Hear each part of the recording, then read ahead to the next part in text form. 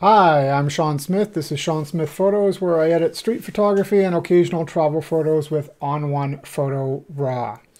All right, so today I decided to pop back into my archives, and this is a shot from uh, 2015, and where's the date on it? I can't remember. May 18th, 2015, and it was shot somewhere around St. Clair Station here in Toronto. And so what I wanted to do is revisit this shot and see how I would edit it today. So the original shot was processed in Lightroom, which I no longer own a license for. And when I switched to On1 Photo RAW in 2017, there was no import from Lightroom. That came afterwards. And what I ended up doing in Lightroom is exporting all of my files as a JPEG and just giving it a prefix export. So if you see down below, this one is like 15 May number 77 underscore export. This is the JPEG, the black and white version.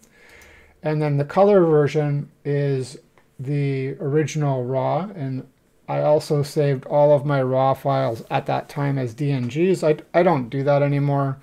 I just use the RAW camera files. So the one on the right is the unedited, and the one on the left is the original version. So what I'm going to do is I'm going to re-edit this shot today as if I had taken it today and see how it's going to look.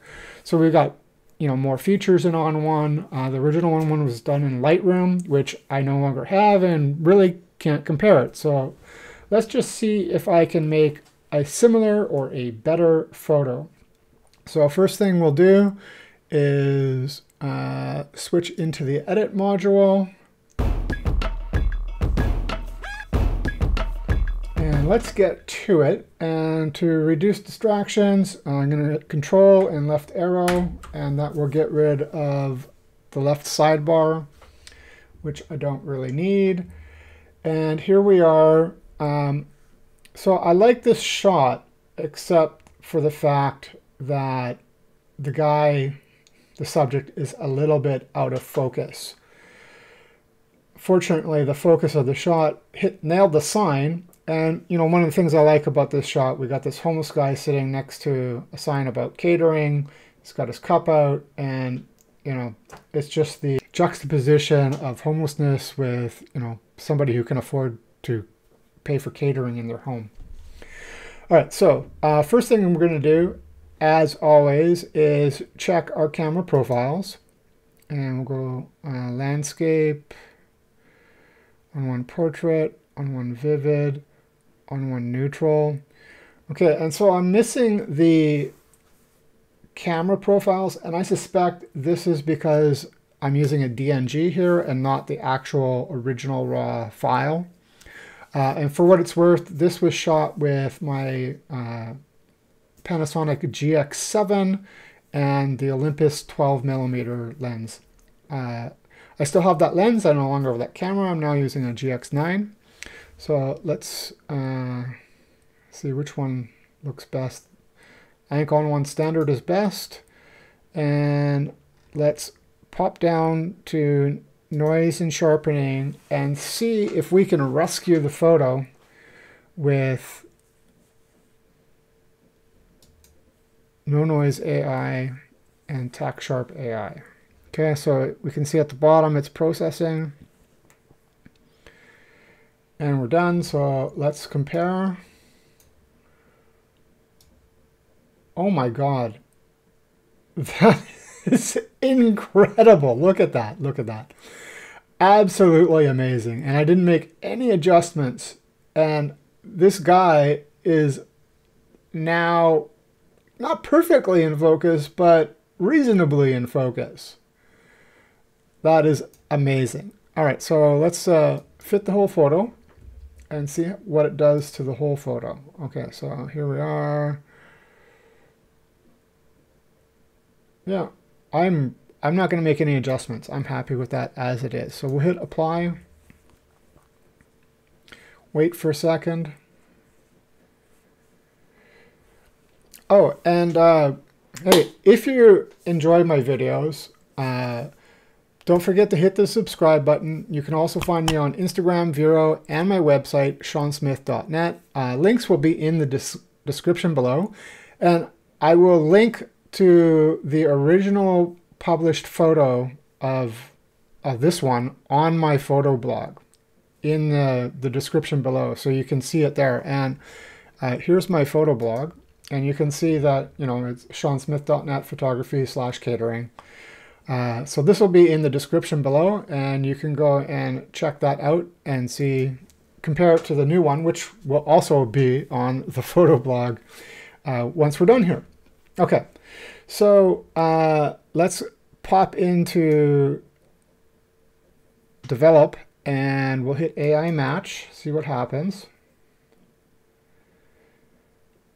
Don't really see much difference here. Okay, let's try AI auto. It's not doing a lot there either that I'm noticing. Okay, I think we can pull back on the shadows. I don't know why it was up so high.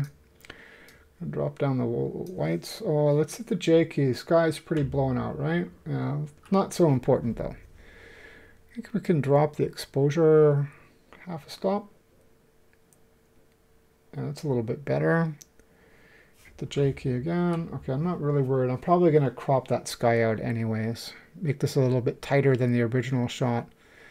Up the structure. Drop the haze. Let's check what happens if we use color picker on white for color balance. Yeah, undo. Okay. I'm gonna warm it up a little bit though. Okay, that seems okay. All right, now let's crop it, and we're gonna get this really tight in so we can see our subject. And there, just like that. So it's much tighter. And let's drop this in a little bit because we don't really need this guy up top. He's a little bit of a distraction as far as I'm concerned. The people in the background on the sidewalk, they're so far away, I don't think it matters. Well, let's see. What if I... No. I think we need a little bit of space on the left. Okay. Hit enter. Yeah, that's much better. That's a much better crop. I don't think I cropped the original at all.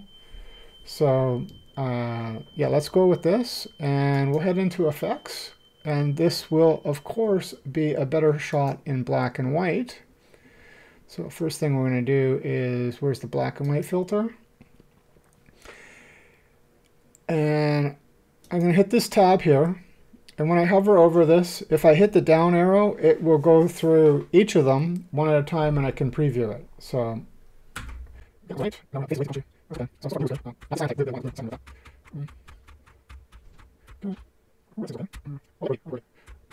The snappy warm. Yes. Okay. You know what? I'm going to go with snappy warm. That's the one we're going to go with today. All right. So we got snappy warm here. I'm going to turn it on and off and see if there's any colors I want to play with that in here.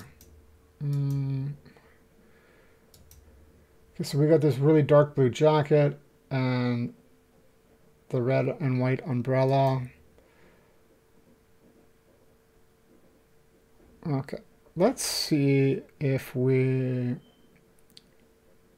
make the reds darker. No, let's make the reds a little bit brighter. Let's try the up the blues, darken the blues. I'm gonna darken the blues like that, and see what happens here on the tone. I'll pull back on the shadows.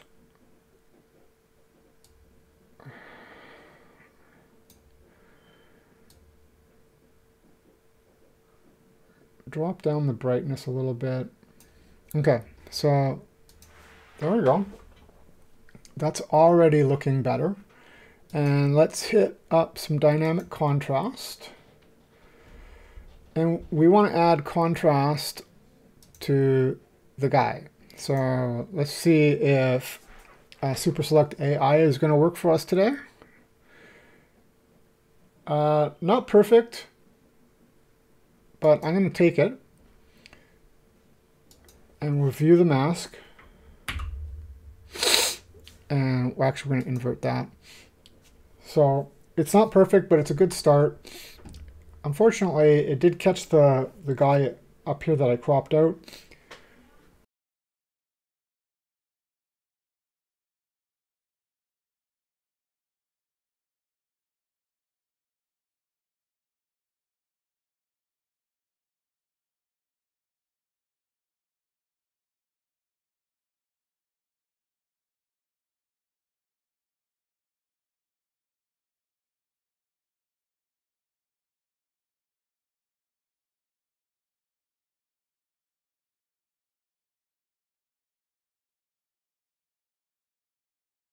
Oh, let's turn on Control M to hide the mask.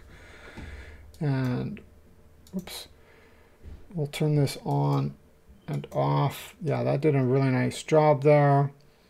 Hit the natural. No. What about texture enhancer? No, I think we'll just go with natural. Yeah, okay, I like it a lot. However, I think it's kind of crunching up his face a little bit. So what I'm going to do is I'm going to zoom in on his face.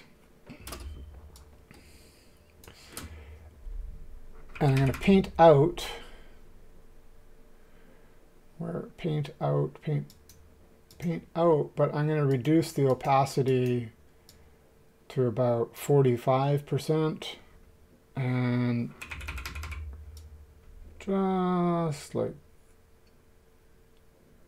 that. And then if you look over in the thumbnail for the mask, you can see that it's dark gray at that point, and that means it's partially transparent. So let's hide the mask. Yeah, I think that's better. Okay, so we're pretty good here. It's coming along nicely.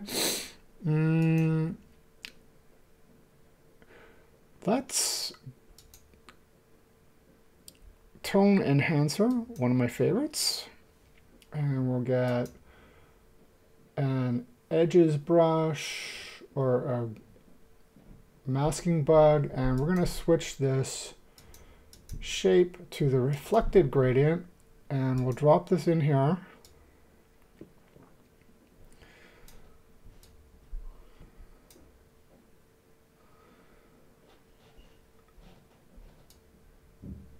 Oops.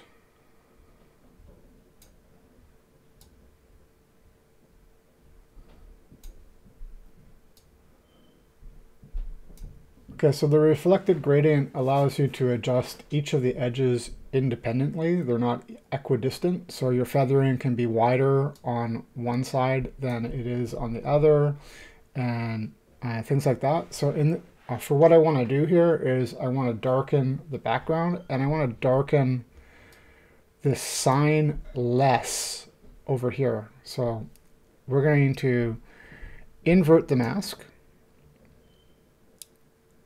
No, we got the mask correct because we're going to darken the background. So white reveals and black conceals. And let's choose midtones darker, or do we want to just go full on darker? Okay, I'm going to hit full on darker.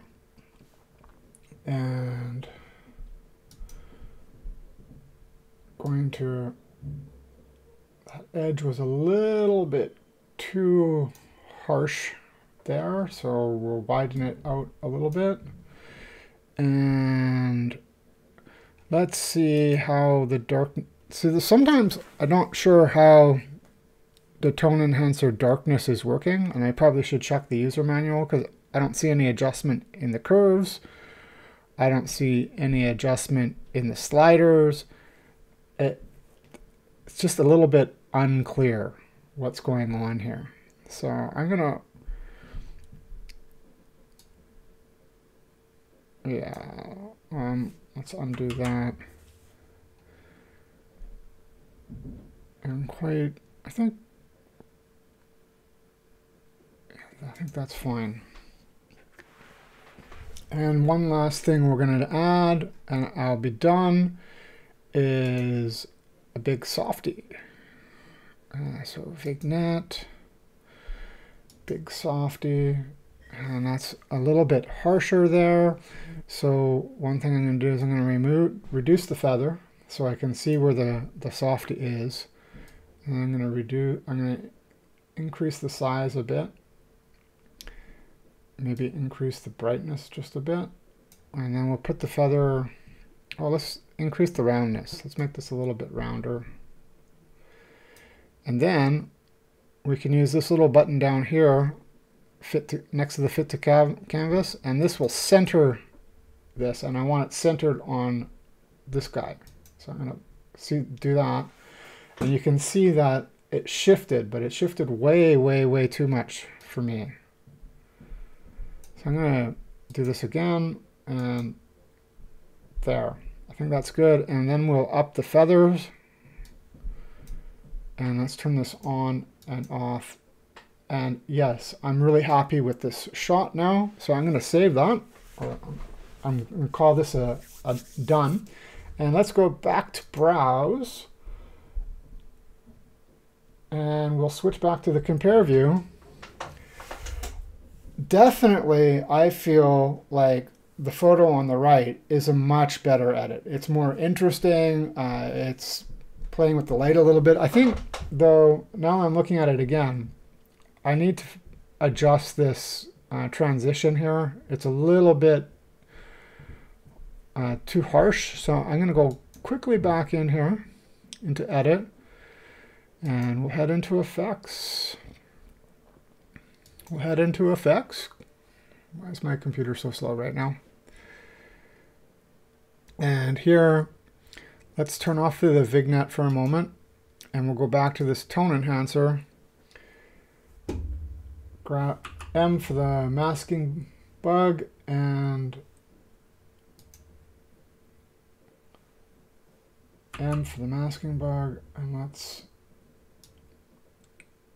increase that just a little bit more.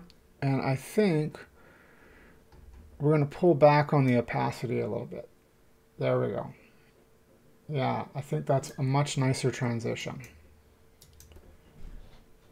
All right, and that's the video. Oh, one last thing. Let's just go back and once more compare the original edit from Lightroom to the edit I just did. Big thing. I think I did a much better job with the cropping it, makes it more interesting. And we also used modern tools with On One that had the fixing, the sharpening improvement. I'm sure Lightroom has something like that, but again, like I said, I'm unfamiliar with it at this point. Hope you enjoyed this video. Thank you for watching.